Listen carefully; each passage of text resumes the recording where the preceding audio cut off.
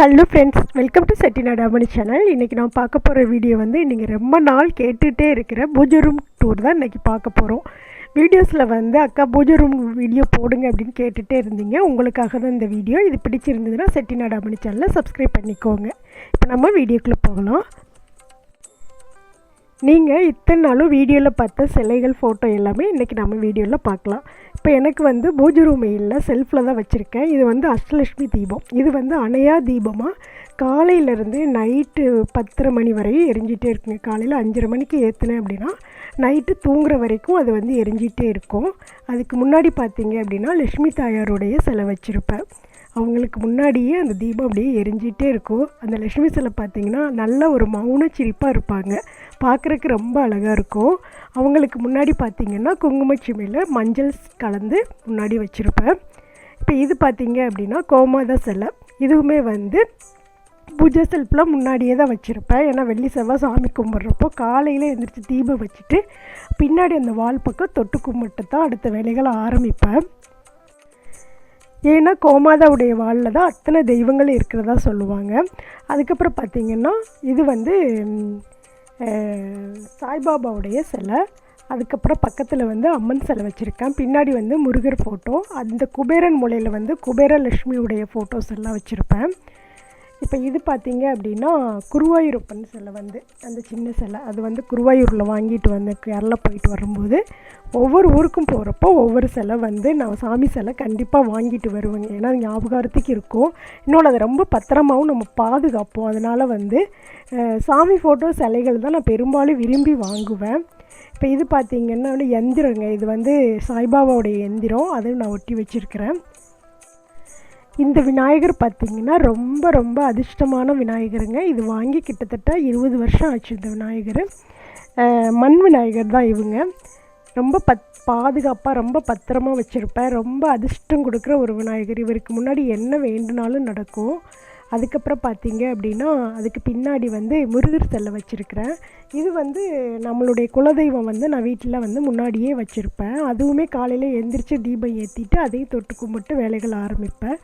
அந்த முருகர் சிலை வந்து பார்த்திங்க அப்படின்னா இதை எல்லாருமே கேட்டீங்க, அக்கா இது எங்கே வாங்கினீங்க, ரொம்ப அழகாக இருக்குது அப்படின்னு. இது வந்து வீடு கிரக பிரவேசத்துக்கு ஒருத்தர் கிஃப்டாக கொடுத்துருந்தாங்க.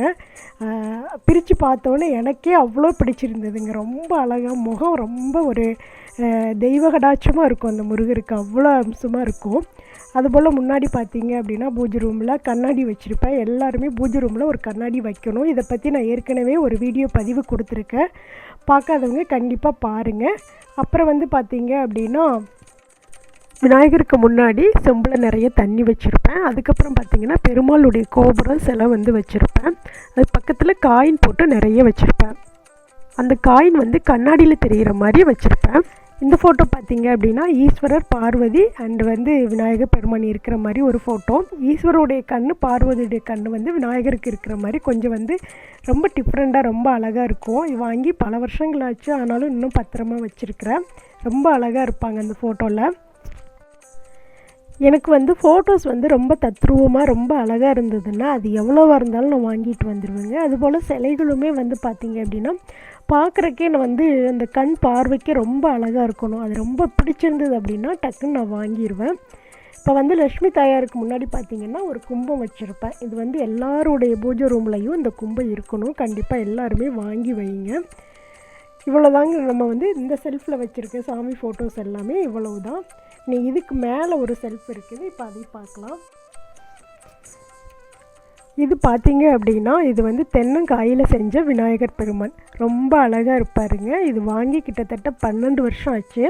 அப்படியே புதுசு போலே இருக்குது. இது தென்னங்காயில் செஞ்சதுங்க. நல்லா பூணூல்லாம் போட்டு ரொம்ப அழகாக ரொம்ப பார்க்குறக்கே ரொம்ப அம்சமாக இருந்ததுனால இது வாங்கினேன். இது ராமேஸ்வரத்தில் வாங்கினது. ரொம்ப சூப்பராக இருக்குங்க. அதுக்கு பக்கத்தில் பார்த்திங்க அப்படின்னா ஆஞ்சநேயர் சிலை வச்சுருக்கிறேன். இப்போ இந்த ஆஞ்சநேயர் சிலை வச்சுலாம் நம்ம ஏற்கனவே நிறைய வீடியோஸ் போட்டிருக்கோம், கண்டிப்பாக பாருங்கள். இந்த சங்கு வந்து பார்த்திங்க அப்படின்னா இது திருச்செந்தூரில் வாங்கினதுங்க. அதுக்கு பின்னாடி வந்து லட்சுமி தாயாருடைய ஃபோட்டோ வச்சுருப்பேன். அதுக்கப்புறம் முருகப்பெருமான் பெருமாளுடைய ஃபோட்டோ வச்சுருப்பேன். அதுக்கப்புறம் வந்து சரஸ்வதி தேவியோட ஃபோட்டோ வச்சுருப்பேன். அடுத்து பார்த்திங்க அப்படின்னா கருமாரி ஃபோட்டோ அண்டு இதுக்கு மேலே பார்த்திங்கன்னா இந்த வாழ்க வளமுடன் போட்ட விநாயகர் ஃபோட்டோ வந்து இது வீடு கிரக பிரவேசத்துக்காக எங்கள் ரிலேஷன் வாங்கி கொடுத்ததுங்க. ரொம்ப அழகாக இருக்கும் அந்த விநாயகர். இந்த மலேசியா முருகர் அந்தந்த கோபுரம் வந்து பார்த்திங்க அப்படின்னா என் பையன் மலேசியா டூர் போயிட்டு வாங்கிட்டு வந்திருந்தான். அதை அப்படியே பத்திரமா வச்சுருக்கிறேன். இப்போ இது வந்து ஆஞ்சநேயர் சிலை நம்ம ஏற்கனவே வந்து வீடியோஸ் எல்லாம் காட்டியிருப்பேன், நீங்கள் கண்டிப்பாக பார்த்துருப்பீங்க. இந்த விநாயகர் பார்த்தீங்கன்னா அவ்வளோ அழகாக இருப்பாருங்க.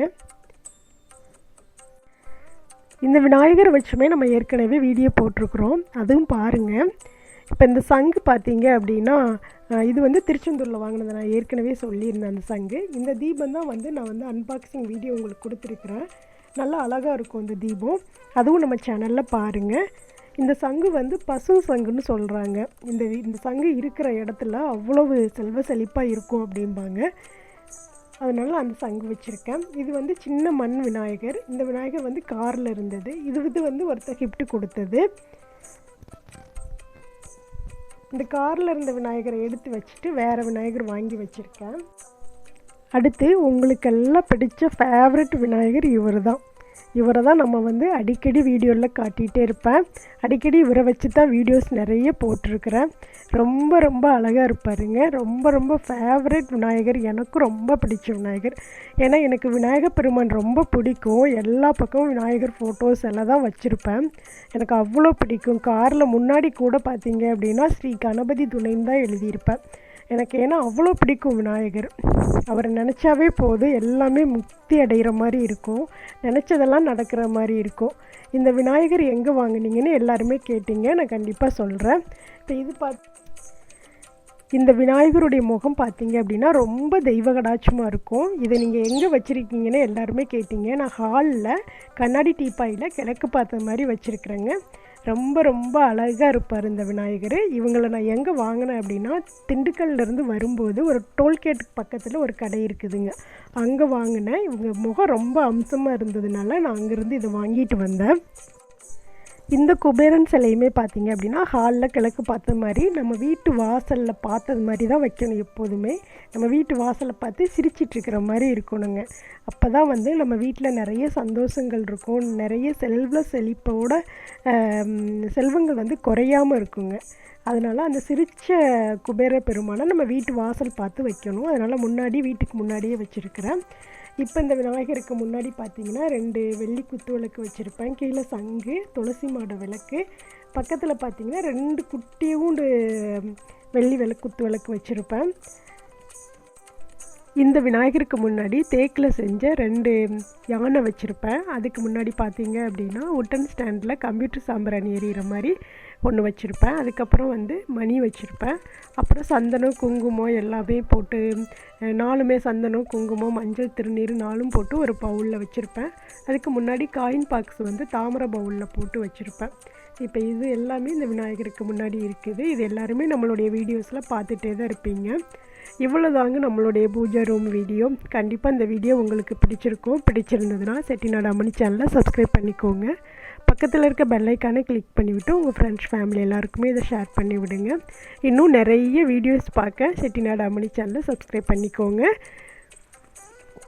இந்த வீடியோ எப்படி இருந்ததுன்னு உங்களுடைய கமெண்ட்ஸ் கொடுங்க. கண்டிப்பாக வீடியோ பார்க்குற எல்லாருமே ஒரு லைக் கொடுங்க. தேங்க்ஸ் ஃபார் வாட்சிங். நன்றி, வணக்கம்.